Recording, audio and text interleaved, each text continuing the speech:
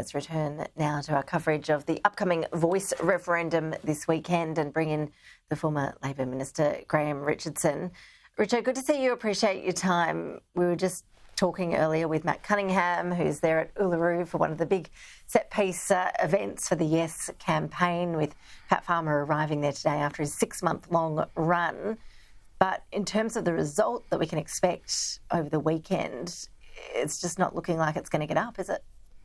No, the no vote will win comfortably on the weekend, even up to the sort of 60-40 thing is possible. I think, I think the Yes case has got Buckley's, so this is something Anthony will have to put behind him and move on from.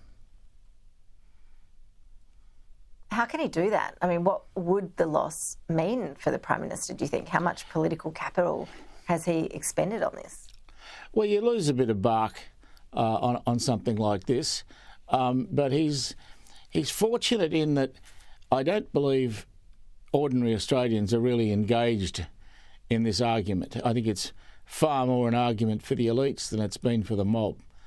And so I don't think he'll suffer great damage because a lot of people haven't been aware of what's going on.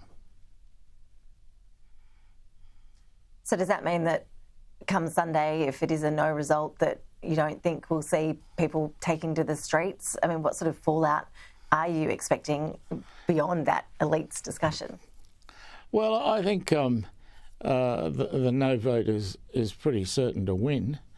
So I don't think people will need to take to the streets. I can't see the Yes people being the ones that would take to the streets. So I would suspect that life will simply move on and we'll discover something else to talk about. Well, we've all been given something just absolutely atrocious to talk about this week. We're watching in horror at the atrocities being committed in Israel. Here at home, of course, there's been political uproar as well over the handling of it by our local political leaders. We've seen today the New South Wales Premier apologise over that pro-Palestinian protest that went ahead at the Opera House. We're seeing reports coming out of Melbourne of allegations of pro-Palestinians saying they want to hunt Jews on the street. Police are now investigating that incident, as well as another incident that we've been reporting on in Sydney today in Bellevue Hill. It's pretty shocking, isn't it, to see some of those sentiments being expressed it's on appalling. the streets of Australia? It's appalling. But look, anti-Semitism is alive and well in Australia. It's a sad thing to say, and I wish I didn't have to say it, but it's true.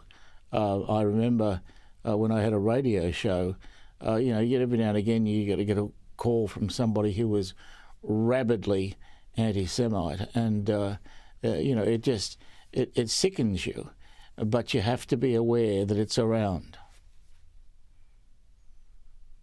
Yeah, it's around, no doubt about it. And in terms of the way that our political parties are handling this conflict in terms of views, we know that there have been divisions within the Labor Party when it comes to the conflict over many years now. Do you expect to see this conflict changing the political dialogue within the Labor Party? No, not really. In the Labor Party, there are factions have set positions. Those positions won't change, no matter what happens today or tomorrow in Israel, because those factions have made those decisions and have basically been standing in the same place for 30 years. So I can't see them changing anytime soon.